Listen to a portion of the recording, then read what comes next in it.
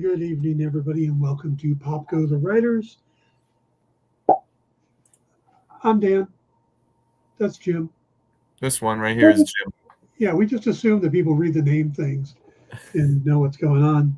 If they know how to read. True. That is true. Thought we'd start with a couple old school things today. Oh, well, now you're talking. Yeah, I figured these would be right up your alley. Now, we are going to talk about Loki, third episode. I think we're both loving this show. But I grabbed an audiobook the other day, and it looked relatively new, but I am learning that it is not a new audiobook. It is from 1979, the actual novel, written by David Michelini. I think that's how you pronounce his name. I never get that one right. I think it is that. I think you are right on that pronunciation. Yeah, it's either Michelini or Michelini, but I think it's Michelini. Oh, yeah, you know what? It might have that hard, CH in it. Yeah, it's funny. I've actually worked with him on something before, but never like verbally. Yeah. Well, this is The Avengers, The Man Who Stole Tomorrow. Oh, that's part of the original Marvel paperback line. Yes. Yeah. And they have an audiobook out of it, and it has a modern cover. They didn't use the original cover. Oh, okay. Wow, I had no idea. Yeah, and I grabbed it because it has Kang on it, and everything is Kang right now. Yeah. And I had an extra credit I needed to burn on Audible, so I'm like, hey, I'll just grab this Avenger story. It's only 6 hours long. I'll listen to it. It came out in September of 1979. Did you get a chance to read it? Is this something you've read before? I read it quite a while ago. Not when it first came out, but in the 80s. That's an incredible series of novels that is kind of forgotten today. Yeah. I got a couple of them back in the day when they were brand new, and then kind of started collecting them somewhat in used bookstores after that. I do not have the entire series. There's about a dozen, maybe 13, 14, something like that. And it's everything and anything. I think the first one was Spider-Man, if I'm not mistaken. My buddy Paul Kupperberg wrote at least one. Yeah. I think he wrote this. Right. Huh? That sounds right. Yeah, I think he wrote the Spider-Man one called Murder Moon. That might even been the one that was the Spider-Man Hulk crossover. But yeah, that's an incredible series. It's been a while since I read the Kang one, but I remember that I enjoyed it. Well, what's interesting is I am halfway through this novel now, and Kang has yet to show up, at least as Kang. I was going to say he might be there, but not, as what Kang. I'm loving is this super. Well, see, when I started reading it, it felt like I thought this was a modern novel. Yeah. So the fact that it starts off with the lineup of Vision, Scarlet Witch, Quicksilver, Iron Man, Thor, Captain America, and the Beast. I'm like, that's an odd lineup for the Avengers. But okay. And they're taking on this Eskimo shaman who summons this giant polar bear that defeats all of them. And he's got this necklace with these magical stones. And he's there to, he says, to recover a god.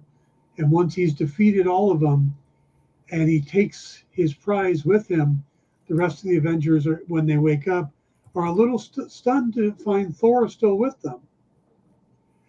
And that's when I went, I know what this is. Okay. And he sent the polar bear off after the one who steals gods. And I'm like, this is a story based off of 2 or 3 panels in Avengers number 4, Hmm. where the Avengers are returning from fighting Submariner, and the Submariner finds a group of Eskimos worshiping a guy frozen in a block of ice. He gets angry at it and he throws it into the ocean. Ah, okay, right, right, It then melts, and the Avengers discover Captain America. right. So this is the head. This is the shaman, the head of the group of Eskimos that were worshiping Captain America in the iceberg. Wow. And I'm like, that is just so super niche. Yeah. And writing in 1979 makes a lot more sense, Hmm. because then you're only looking at it's 15 years later. Right, You only have 15 years of Marvel continuity. right. So to think of that moment and go, that's going to be the hook for my story, makes a lot more sense. But when Yeah. I'm first reading it, I'm thinking this is a modern novel, and that somebody went all the way back to 60 some odd years ago, almost 60 years ago, and went, that moment right there, that's the one I'm going to hook on. So it's pretty fascinating. When's the audiobook from? Oh, good question. I can look that up. Because I'm wondering if they did more of from that series. They had everything. There was a Fantastic Four one, a couple different Spider-Man ones, a Hulk one, Captain America. There was a Doctor Strange novel. Yeah. There was one that was like a short story collection. It had a couple. It had like an X-Men short story in it, and I think maybe Daredevil. Trying to The think of, Avengers, but there they was did, everything and anything. It was a great series. yeah, they did the audiobook in April of 2022. So it's only last year. Okay, wow, very And I'm interesting. looking and I'm finding there's another one, Fantastic Four Doomsday. Doomsday. Yep. Yep. And that's another one that came out in April of 79. But the audiobook came out in May of last year. So they must have taken a bunch of those Yeah. and redid them. That's a great idea. Really, really, really great idea to take those. I mean, for people of a certain age, those are very nostalgic things. Especially for me. I can remember when my dad bought me the first couple of ones of those. Huh. Yeah, the Fantastic Four one was actually written by Marv Wolfman. Yep. Mm-hmm. So, Mm-hmm. but it is really interesting listening to it because it is definitely written in that era. Yeah, I bet. You Yeah, know, yeah, sure. Yeah, I mean they're like they were written like pulp novels. I mean, like you said, they're not very long. yeah, Um, similar to what I was doing with Dynamite Books. yeah, yeah. But until that point, there wasn't really a lot in the way of like comic book prose novels, based on comic books. Marvel had only had two in the 60s. They had a Captain America novel by Ted White called The Great Gold Steel, and they had an Avengers one who that was ooh gosh, wow, it flies out of my head of who that was by. And other than that, I think they didn't have any until those sort of mid to late 70s. They had Harry that says, series. Harry says it's Dream State Media is the publisher of the audiobooks. Very cool. Thank you, Harry. Okay. Well, Yeah. that's So that's really good to know. Good. I mean, if they're doing my buddy Paul's any of his, I hope they're throwing him a couple of bucks for doing those. That would be nice. I'm sure he'd appreciate that. but yeah, it was a very nice way to spend my afternoon. Just turned Yeah, on the audiobook and yeah, was working on the crocheting the blanket. I hadn't done any crocheting in a while. yeah. So it's like nice, relaxing. So it's literally like just one person reading it. It's not like an audio drama or anything like No, that. no, Yeah, it's just the one voice, but he does a pretty good job. cool. I'll have You to look know, into that. and like I said, it's pretty well written. It doesn't feel old when you read it, Mm-hmm. which I think is a good compliment. Mm-hmm. Because I mean, I've listened to some audiobooks of like some of the original Ian Fleming novels, and they are definitely products of their time. Mm-hmm. They're fun to listen to, Mm-hmm. especially when they get somebody like Kenneth Branagh or David Tennant or one of these modern guys to read it. Mm-hmm. But they're still of their era. Oh, yeah. Oh, very much so. Very, very much so. Yeah, and Hmm. there's jokes in there that are very much of the era. Topical. Um, Yeah. yeah, they're flying the Quinjet, and Beast is playing Devo, and it's annoying Quicksilver. And he turns to Thor and goes, "Thor, can't you're leader of this this team? Can't you stop him?" He goes, "Verily, but I do prefer the string sounds of the an Asgardian choir, but uh, there is a edict upon this ship that he who pilots it chooses the sounds." It's like it's That's like all cute. right, That's cute. yeah, and they got Namor in there, and Mm-hmm. it's pretty interesting. I'm finding it pretty intriguing. How much do I got left on it? Like I said, I'm about halfway through, and I have yet to come across Kang. I'm sure he's in there somewhere. I can Yeah, picture the original cover. yeah. Let's see. You can see kind of the cover they did for this one. Oh yeah, yeah, yeah. Nice new modern cover there. Yeah, but if you look on Amazon, just put in the title, you'll see the original title Right. when it comes to the paperback, and then the audio has the new, not title, but cover. So the original cover is pretty cool looking. Harry says, I love Paul Kay's run on Doom Patrol, and his Doom Patrol source book for Mayfair was part of my collection back in the day. I love those source books. I loved Marvel Universe. I Yep. loved the DC's Who. I Yep. got to write one. Oh, I want to say late 2000s. I got to write one for 30 Days of Night. Having written a couple of the series, my editor over there said, "Hey, we want to do this source book and tie everything together. Do you want to do it?" And I said, "Yeah, but I want a hook for it. I want something unique." So I did it as the actual FBI files that were being collected on all of these events. Hmm. And the only thing I didn't have time to do was read the novels. Right. Because, Jeff Marriott was cranking out a couple novels at the time. But my wife at the time is a voracious reader, especially of horror. And I knew I could sit down and go, here are two novels, read these as quickly as possible and make notes. And she did, so she got co-writer on it because she Okay, handled there that part. were 11, at least 11 of those. It was called the Marvel Novel Series.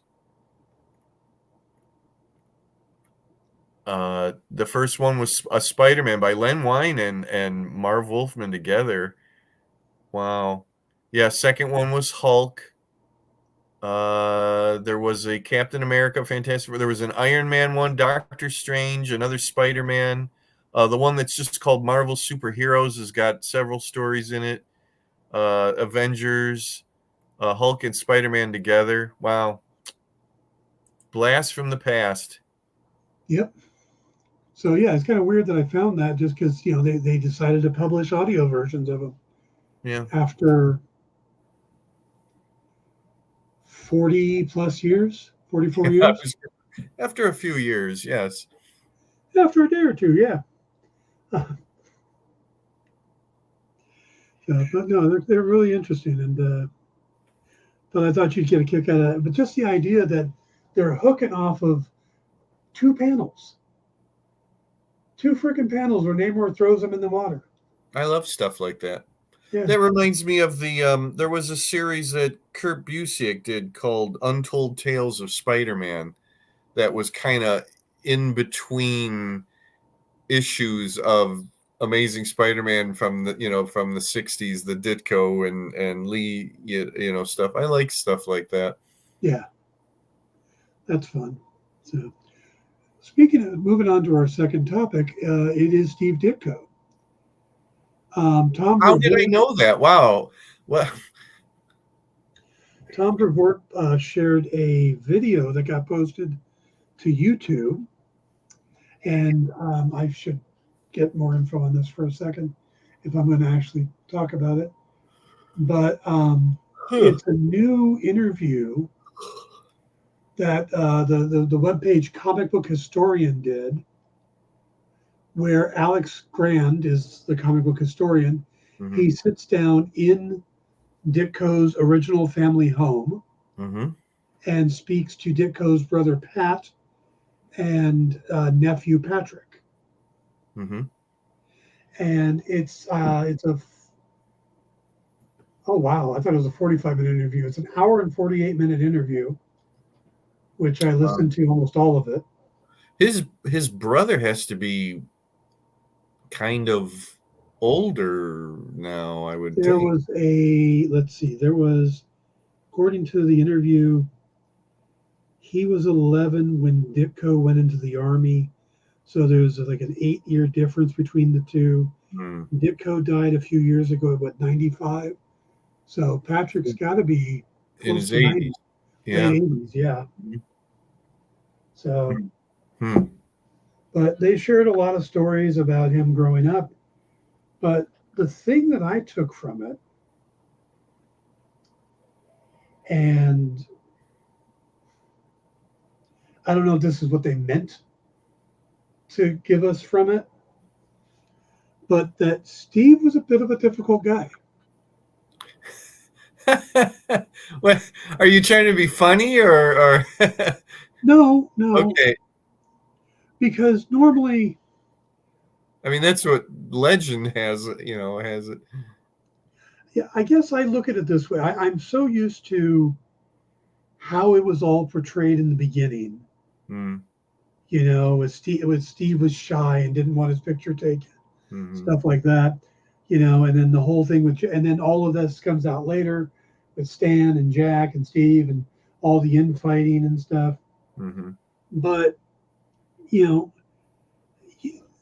even though I don't want to believe some of it, or I don't want to put all the negativity on Stan, so much you kind of get that knee-jerk reaction to it. Sure. And to actually have people go, no, Steve came down for Christmas one year, and I had invited a couple of friends to the party, and he was very upset about that because he said, I thought this was family, and and after that, they never invited anybody outside of the family to Christmas dinner anymore, and stuff like that. So, or there was one story they told that Pat had gone to New York to for a couple of different reasons, but he was going to go visit Steve, and he goes to Steve. He goes to where the studio is. He knocks on the door. Steve's like, "Oh, hey, how you doing?" And he pulls the door shut behind him and says, "Yeah, let's go." And I got to go show you this. And he takes him to the Sistine Chapel, or to one of the big churches in New York. Yeah. And he goes, we never got into the studio. Well. He never let his brother into his studio. Yeah. And that kind of hung out there through most of the interview.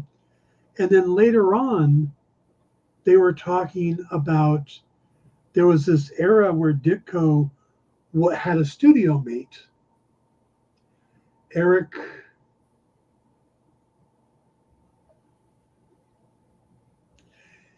he tends to he's known for doing pinup models I and don't bondage. I don't think I've ever heard that. I mean, this would have been around when? Oh God, I don't know the years, but this was like during Mr. A and stuff like that. Wow, Eric Stanton.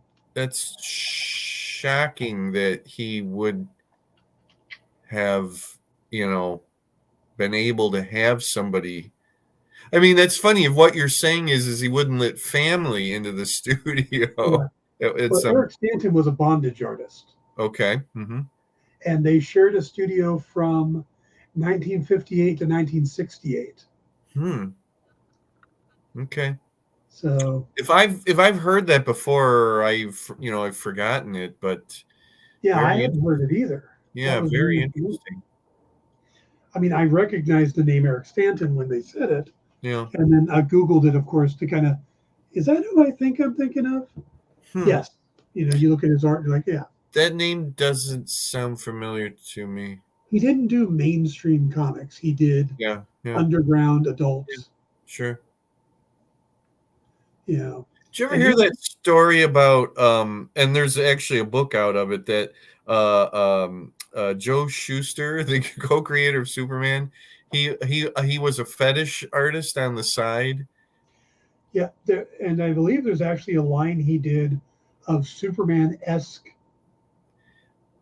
cartoons. Yeah, yeah, yes. The guy, yeah, his men were pretty much were drawn like Superman, and the women were drawn like Lois Lane. Yep, Yeah. And, yep. and it would be like, this is definitely not Superman. Right, right. But I mean, it was like to make ends meet. He did this, like kind of bondage fetish art thing.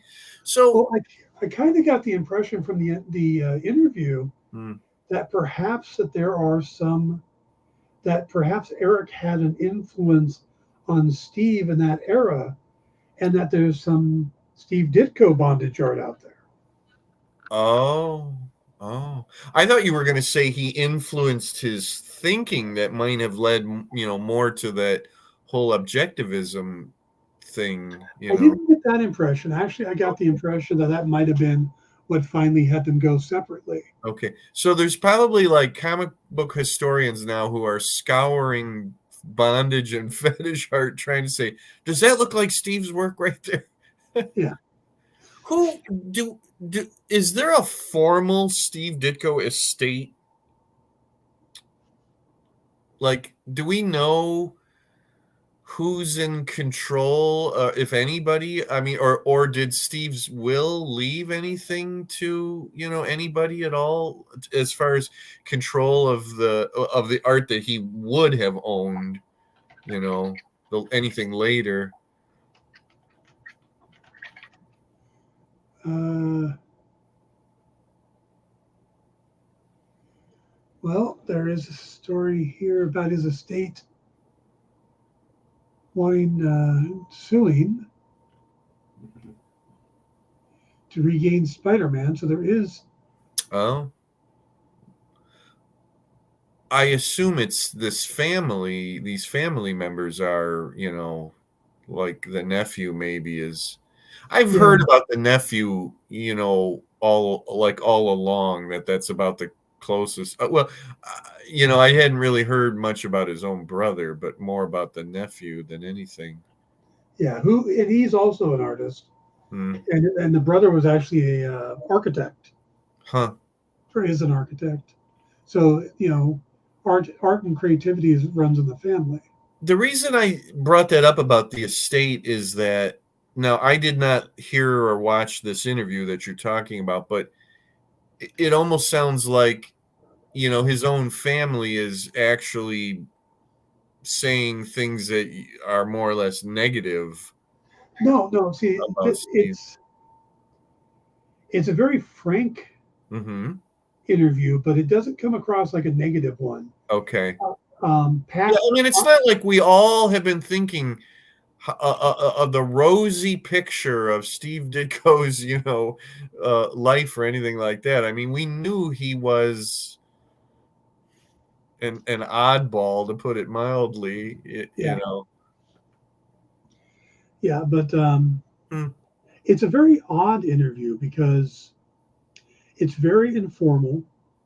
They're literally just sitting at the dining room table, and like side by side on the side of the dining room table, and the guy asking questions is sitting at the end, and the camera's across from them. So Mm. every once in a while they'll turn to the guy, but otherwise the camera's on them. They've got some early stuff that art wise Ditko had done, things that he cut out of comics, Hmm. some wood designs he did when he was young, which were fascinating because one of them had webbing in it Oh, that was identical to the way yeah, he draws Spider-Man's webbing, yeah. and another one kind of Prototype has, webbing. and another one has kind of a Doctor Strange feel to it. Mm-hmm. But they talked a lot about the Tibetan culture and some of the stuff, and how Steve had gotten really into that and was using the actual Tibetan symbols and stuff for Doctor Strange, the Hmm. hand gestures and stuff. Hmm. So it was an odd interview. There's He a there's a book about the the first like Marvel Comics convention or the first New York comic convention. And Ditko actually went to like the very first one. And it's been a while since I read this book, but it was very interesting to hear that he did actually go to it. And I think he interacted maybe with the fans somewhat, but then I think it was like that was it. Like he didn't really do that after that first initial, one. But it was a fascinating thing to read about that he went to it. I wish I could remember the particulars of it, but it's not like a big publisher or anything who put the book out, but it's a history of the New York, comic conventions, and they started, in the '60s, if I remember correctly. One of the things I found interesting about the interview is if you read any of the biographies about Steve Ditko, Yeah, one of the major things that affected him was one or two bouts with tuberculosis he had that I think I have heard. Yeah, yeah. that basically had him leave New York and go back home. Mm. And they asked his brother about it. And he said, I learned that later on because when he came home, there wasn't a big discussion about, oh, Steve's got tuberculosis. It wasn't, oh, he's bedridden all the time. He just wasn't doing that well. And this is at the same time Pat was getting married. So everybody was more focused on getting ready for the wedding and everything. Mm. So where it's supposed to be this big thing in what shaped Ditko's career, the brother kind of downplays it. That Mm. it was just something that happened. It wasn't talked about. It wasn't, Mm. they weren't all waiting on Steve to hand and foot. He wasn't on death's door. Mm-hmm. So it's just kind of interesting to,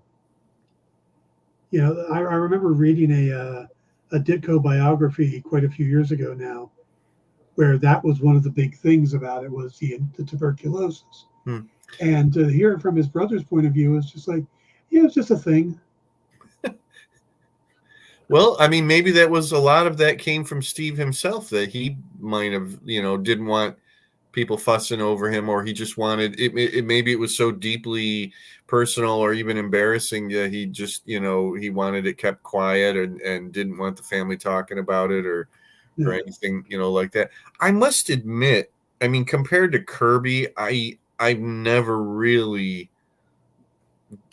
looked into Steve Ditko's life very much. I mean, I've read how many different books with Kirby, and I feel like I know, a lot of about his life and career and things like that. But I must Yeah. admit, as much as I like Ditko as an artist and a creator, I've never really looked much into his life. You know what? One thing that I've always really enjoyed is there's that it was in a Spider-Man annual, and it's that little story about it's called like how Stan Lee and Steve Ditko write or create Spider-Man or something like that, and it's just that funny little thing about, and Ditko draws it about how Stan comes up with ideas and then he just throws them at Steve, and then Steve has to sit and draw it, and while Stan's constantly bugging him. It's one of those funny little backup things, but I've always Yeah. really enjoyed that one because it almost makes Steve sound fairly normal and Stan to be the crazy wacky nut job. Two other things I got out of the interview, which were interesting. One had to do with um, there's also this impression that Steve just hated comics, Hmm. hated work, the industry. Hmm. But he would send books to his nephews and stuff. Hmm. He just tended to send the ones that he made for himself, the Mr. A, those kind of things. Hmm. Or when he was still in good with a company like Charlton with the Blue Beetle and stuff like that. Hmm. And then once there was a falling out, he just acted like they didn't exist anymore. Hmm. Yeah. But then the other thing is that, and this may have been the start of the divide between Stan and Steve, is that Steve thought heroes shouldn't have flaws. I have heard, yes. Yeah, that the readers don't want that. The readers want to be amazed and all this stuff. That it shouldn't, they should have their heroes. They should have their act together. They should know what they're doing. And Stan was always feet of clay. That was his thing. That just doesn't sound right because we've heard. I mean, I've heard a lot about how Steve. I mean, as far as Steve had a lot to do with Peter Parker, the character too. So that seems kind of odd, unless I don't. I mean, I don't know. That's kind of hard to believe. Well, Um, some of the things that I've read about it is that there used to be a big disagreement in the dialogue yes. because there would be and the examples they gave, and I don't remember if it was Stan giving the example or if it was someone giving the example about Stan, but Steve would turn in a piece of art, and the example given was Spider-Man would see a group of protesting teens or kids, and Spider-Man would stop and lecture them about how they're wasting their time and they need to get home, get their homework done, stay in school, and then basically, you know, that type of dialogue, and it Yeah. would be all written on the side Yeah. for. And Steve and Stan would look at that and go, "No," and he would write, "Hey, I'm with you guys. I understand where you're coming from. Keep up the good work," and Yeah. that's what would go to print, and it would infuriate Steve. Yeah. And that was kind of where the thing started falling apart.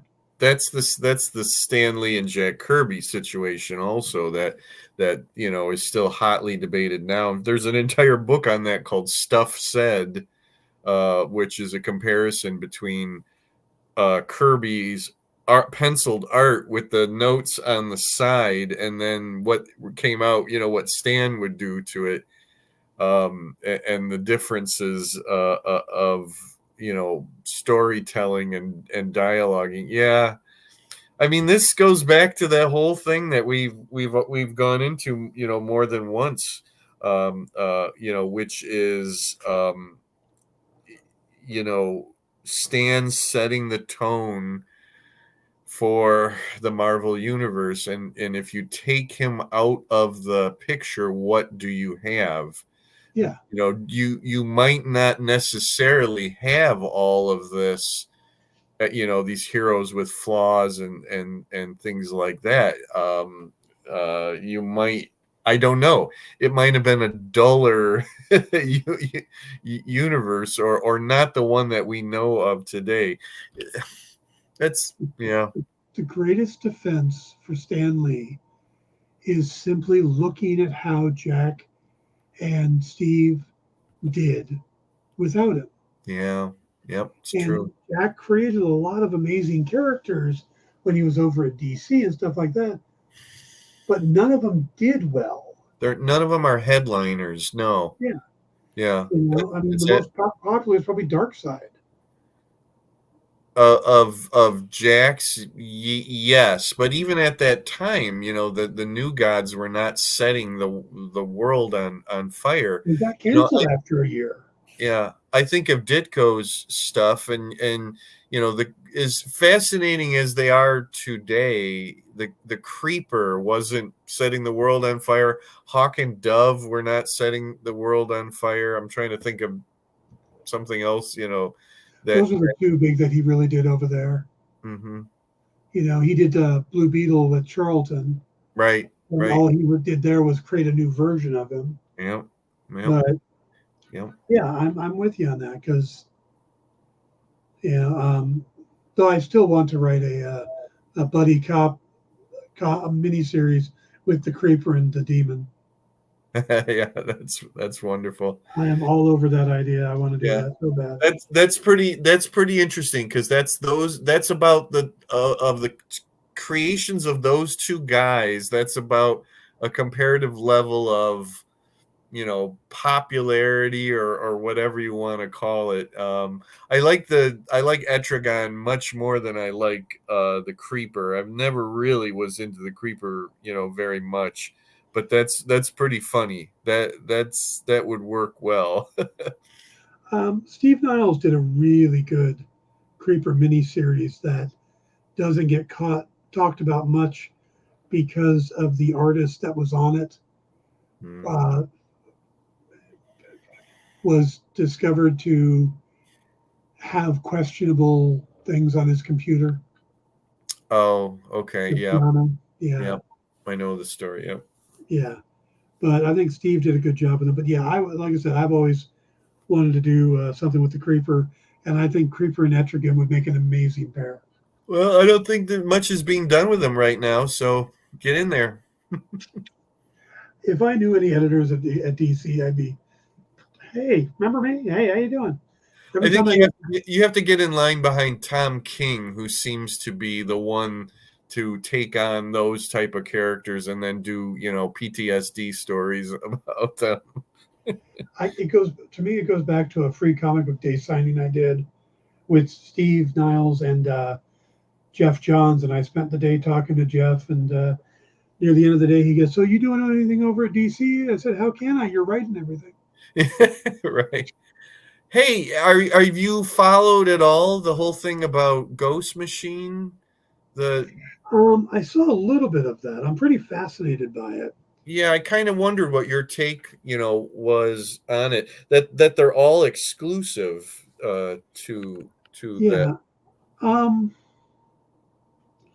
the exclusive part is really the hook, Hmm. but I don't know if it's more than just a hook. Hmm. It really comes down because I mean, some of the books have already been coming out, Yeah, so it's really just them kind of pulling everything together into a consolidating cohesive everything. Yeah, universe. yeah, and So saying that they're exclusive to it. For Jeff, that's pretty big, because he was still doing some stuff for DC. I think that it's that they're allowed to finish up what they're doing, yeah. with that. But yeah, he had the Geiger book Yep. out. And I wonder about Brian Hitch because Hitch has been doing covers. So does it mean that he's exclusive completely, or he's exclusive for interiors? Because he's been doing covers for Marvel, or not Marvel, for Dynamite mm, on the current Red Sonja run. that's a good question. I would think it would be altogether exclusive, but Yeah. yeah, I don't know. Yeah, there's some big names in that group. I mean, Brad Meltzer, obviously, and Jeff, and so I wish him luck. But I would also say, and gentlemen, don't forget a little thing called Legend. Remember the Legend group that was underneath Dark Horse back then? Oh That yeah. was a powerhouse group of creators, and then Let's see, that that didn't was last Frank very long. Miller, Arthur Adams. Who else was John part of Byrne, that? Magnola, Byrne. yep. John Yeah, Byrne, that's yep, what Next Men came out of, right? Next Men, yep. Monkey Hellboy, Man, and Hellboy, Monkey Man, yeah. and O'Brien, Monkey and Man just and did them. O'Brien. Oh my god. I was following all of that. That's one of my most favorite times of being a comic fan. Madman, I think Allred's Madman was part of that too, if I'm not mistaken. That was some good stuff going on there at that Yeah, time. yeah. But you look at some of those names on there, and you wonder, and it's a cynical thing to wonder, but how many of them are going exclusive because those are the only places they're getting work? Right. Right. Yeah, I hear you. I hear Yeah, you. And it's it's like still all through Image. It's not like they're a publisher themselves. They're just basically a right. packaging house or an art house, whatever. Well, Ed's here now, so we can finally talk about Loki. Okay. What does he say? Sorry, I'm late. Yeah, you Yeah, should be. yeah. We've been talking old school stuff since you weren't here yet, Ed. We Yeah, talked yeah, about Steve purposely. Ditko and old Marvel novels, so you can catch that later on. But now we should probably talk about Loki. Episode 3 came out, uh, where I thought 1 was spectacular and 2 was a little bit of a dip, just because 1 was so good. Uh-huh. I think 3 went back up a little bit. I I liked it a lot, but I don't know what it was. There was something about it that I thought that there were at least parts of it that the writing was kind of weak. I and I watched it a second time and I still felt exactly the same. I think it's around the point where it's after Timely does his presentation and then that like chase begins and them running around and it got kind of slapsticky at that point and then it just kind of kept going on and on. I don't know what it was. It was just like the writing wasn't like sparkling the way it had been before, and I think a lot of it was that it wasn't much about Loki. Like suddenly he was kind of taking a back seat to, you brought Ravona in, so she was getting a lot of stuff, after not being there basically for the first 2 episodes. And then you had to, Timely had to get all, a lot of front and center. But I don't know. I don't know what it was. Overall, I mean, I still really enjoyed it. I have a lot of questions. Oh my God, there's a lot of questions. Yeah. But I have to start with, who knew Miss Minute could be so creepy? I know, right? Oh my God. Well, who? I mean, we're really getting the point that she was a lot more important to all of this than we ever possibly imagined. She creepy. So well, here is a big question: Is he who remains, or is he just a variant, or is he the one? Is he actually he? Will he become he who remains? I don't know. Okay. There's a Because, theory out there that this is the actual he who remains yeah, and not just a variant. Although let me think, when they go to the White City, to the exposition, I think it actually does say it's a branched yeah. timeline. They go But to they go to the sacred timeline first, right, to and then when drop they off move up the to the White City, yeah, then it's a branch timeline. yeah, yeah. So and her giving him the book Uh-huh. is what causes the branch. Right. Right. There are so many theories out there right now, Yep. and Marvel's doing good when the theories start flying. Yeah. The Well, it problem shows is people then, care. yeah, the It problem shows that is they're when they start invested. landing that, Hmm. and then people get disappointed because, like people are thinking now that Ouroboros may be another Kang variant named Mr. Kang, Qeng. Is that actually from the comics? Yes. Okay, I don't know that one. Oh my And goodness. and there is a moment in season one when they're in the void and we see top of the Avengers Tower in the Uh, void, but uh, the name on it is Qeng, Mr. oh, King. okay. So there's a precedence for the character, Okay. and he was basically a modern day businessman, like an Uh, Elon Musk type, uh, and but he was a Kang variant, and hmm. yeah, this is just oh wow. The crazy one is that people who think that the kid from the McDonald's where Sophie works is actually Mobius, and I'm like, there's not enough. That's just a stretch.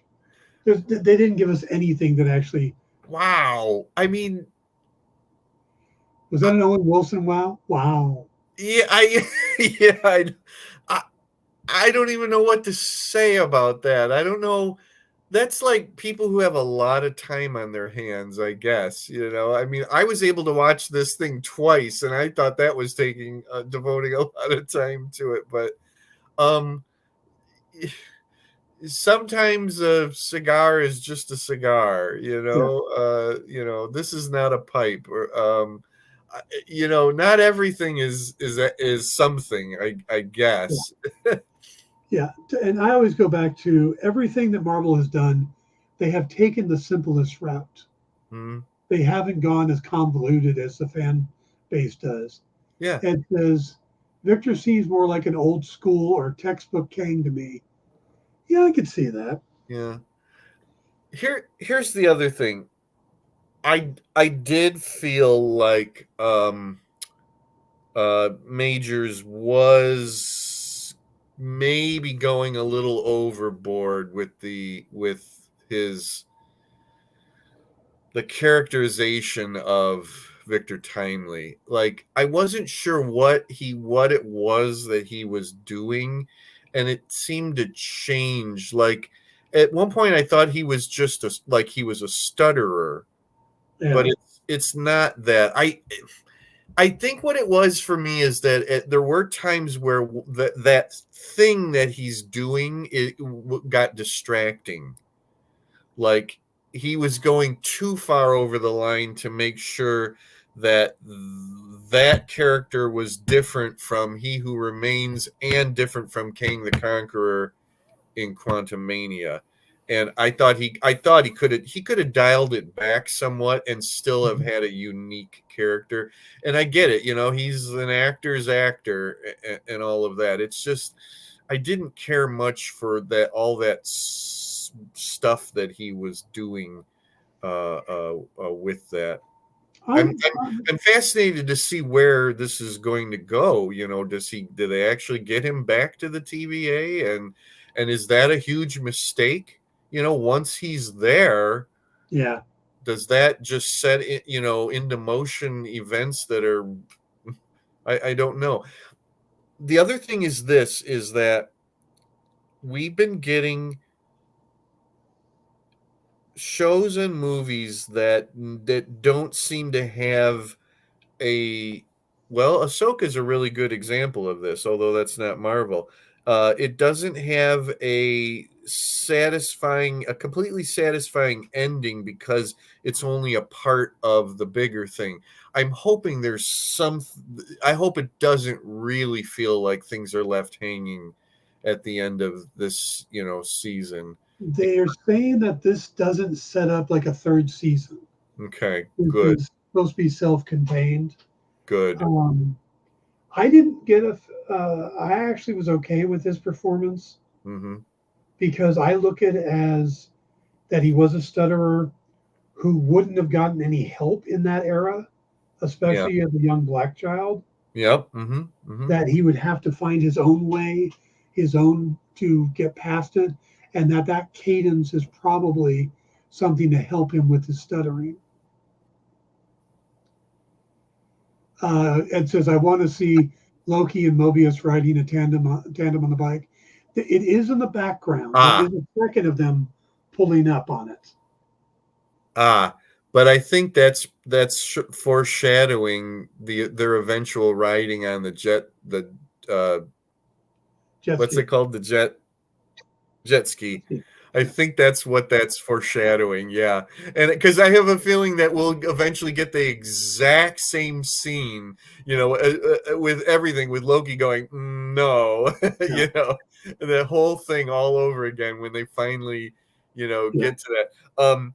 There was one thing that I like, it made me a little mad when it happened is, Timely uses the term science fiction, and that term didn't come into being until it's like the 30s. late 20s, early 30s, or something like that. Here's me, going, no, what did he just say? There's no, they did not use the term science fiction in the 1800s. But I understand why the script writer did that, because then the next line or so he says it's something like, he uses the word science and fiction again, so that's what that's why it's in there. it's Yeah, it's it's artistic license. It just made me a little yeah. mad. It's like he might be coining the phrase science fiction right Maybe that, yeah, maybe maybe that is how that works. But now. He does. I The did next thing he says is science fact. Yeah, I did appreciate that they actually addressed the fact that he's a black man at that time. I mean that's kind of strong. The guy in the audience calling him boy, yeah, and I think it happens twice, if I'm not mistaken. So that was good, because I was thinking, like, how would Ravonna just walk around as a black woman at that time and nobody would think twice about it? I wasn't really sure about that, but to have him up on that stage and everything, but the way they had when the audience could finally see him, and then the guy calls him boy. That was appropriate and good that they actually did yeah, address those things. yeah. Overall, I like the episode a lot. Hmm. I'm really enjoying Loki in this season because he's kind of coming back to being Loki. Yeah, He's yeah, getting his confidence back. He's using his abilities, yeah, and I like that. He kind of became subservient yeah, to Sylvie in last season.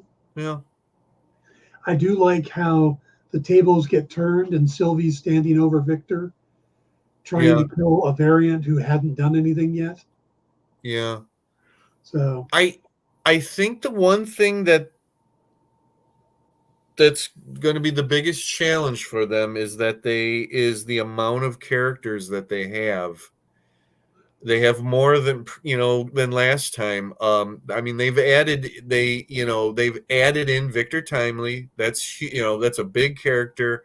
They've added in Ouroboros, and they want to be able to use, what's her designation, B-15?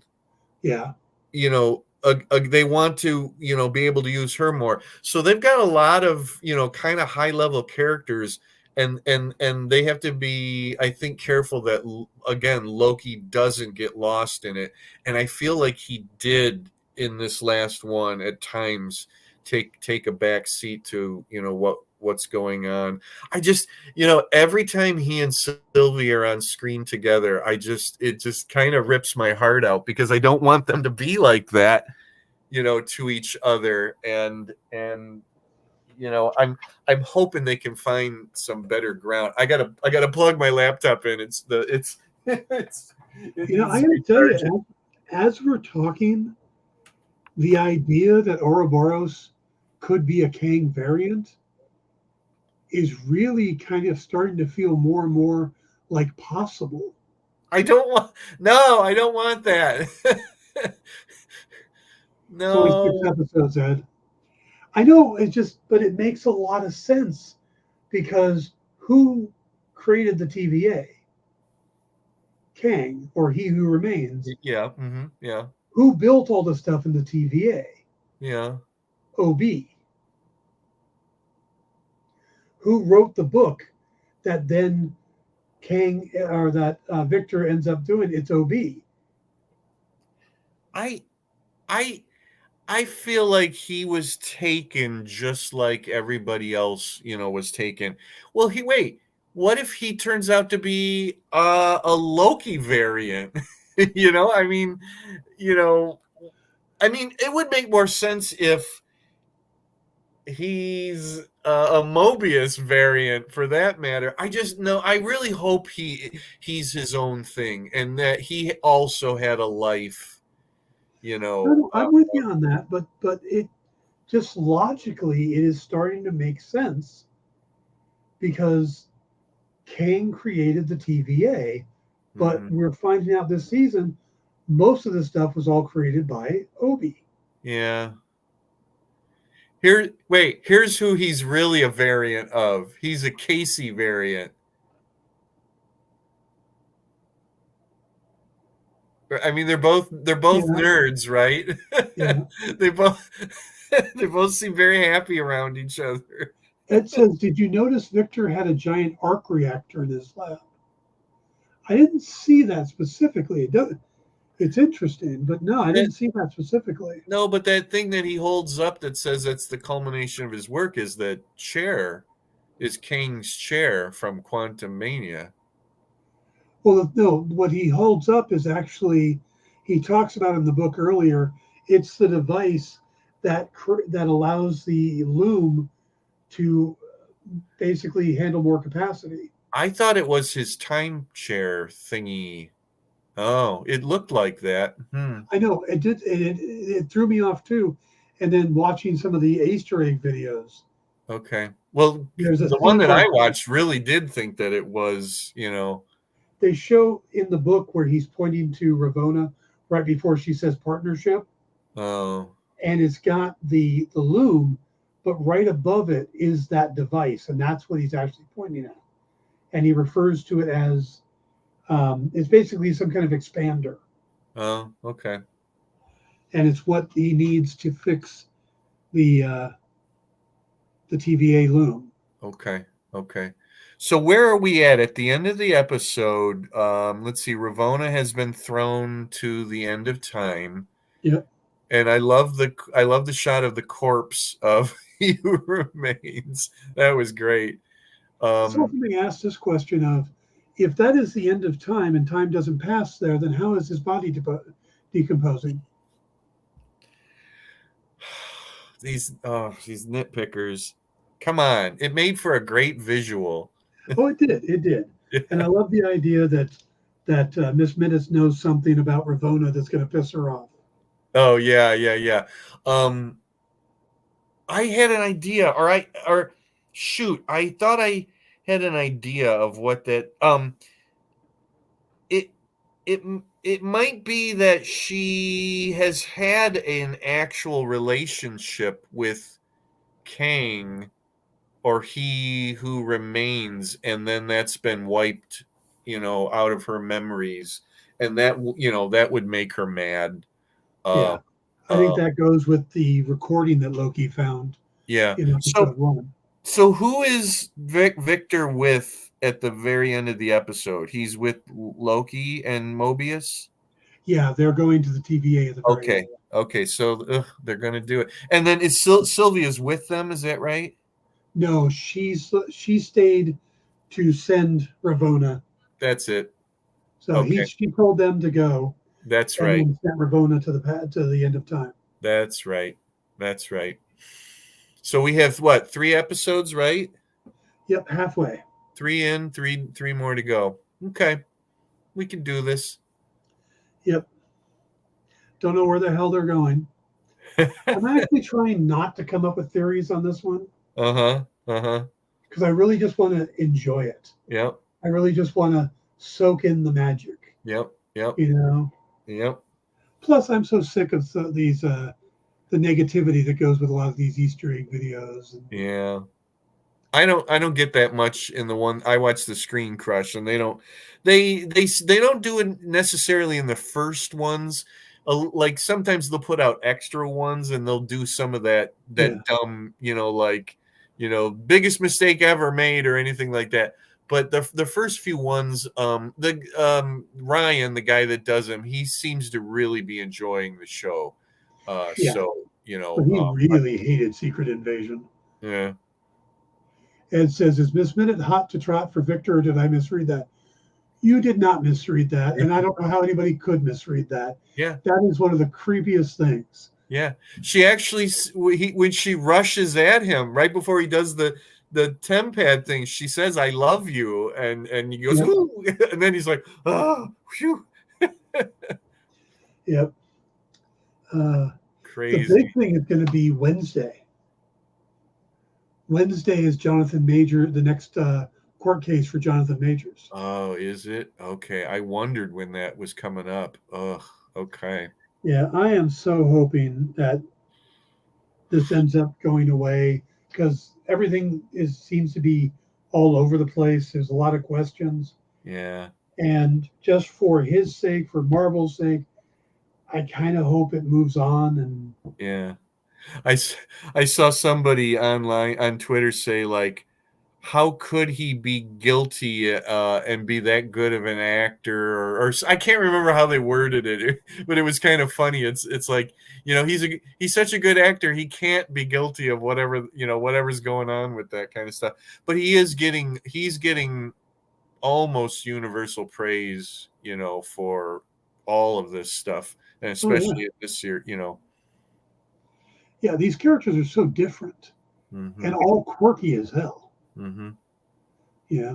Ed says, horny cartoon clock was really disturbing, but funny. Um, Yeah. I'm with you up until the funny part because that was really disturbing.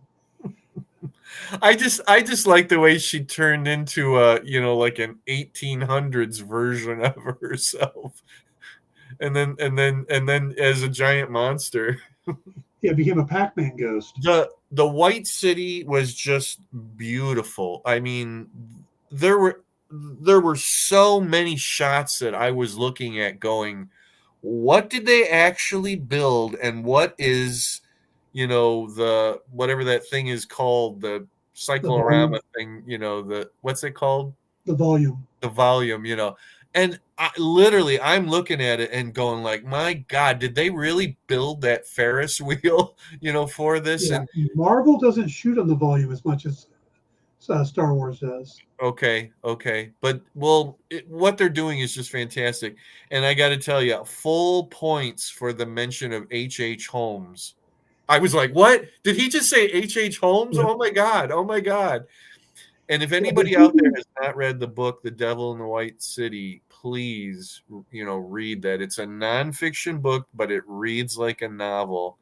An amazing book about that exposition and the serial killer that ran around at I it also, and at that time.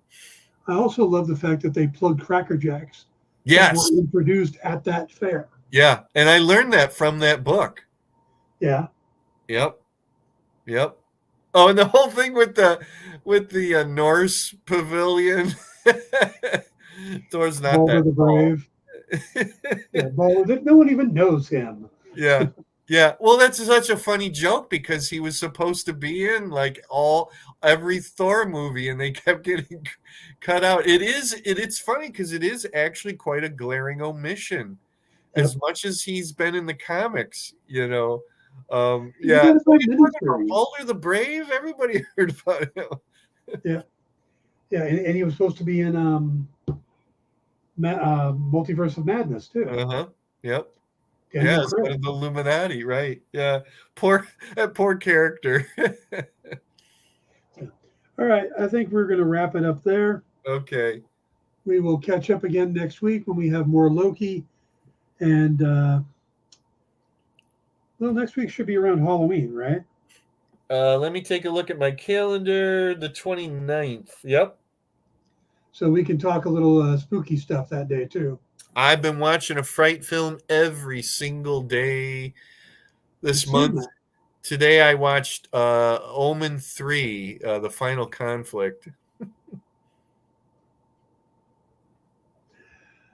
I remember when that came out. Yep. It kind of pays homage to Forrest Gump in that they're insinuating a lot of these things were invented by these characters. Oh, he wants to know if we're going to talk about the Werewolf by Night colored version. If I Oh, get a chance to watch it, I will. We will. yeah. I'm not going to watch it. I'm making a conscious decision not to watch it. But what's interesting is when I saw the trailer, it made me think that is not, oh, this is colorized, but it just made it feel more like a Hammer film than originally it felt like a Universal monster movie. I get that. Yeah. I was just too excited about it, being in black and white. And when I rewatched it for this month, I was reminded of how much I enjoyed it, and that the use of color when it was used was just so effective that Yeah. I mean, I know that the director went along with it and whatever, but I mean, he might just be paying lip service to it because he still works for the company, but I don't really care to have anything to do with it. I love it in black and white. Yeah, I remember about Ed. Ed can't see black and white. Oh, So for him it just brought the whole movie better. So all right, you need to end it there. Thank you, Ed. Thank you, Harry, who was here earlier. Thank you for everybody who's watching. Jim, I will see you. Have a good week, and we will see you all next weekend.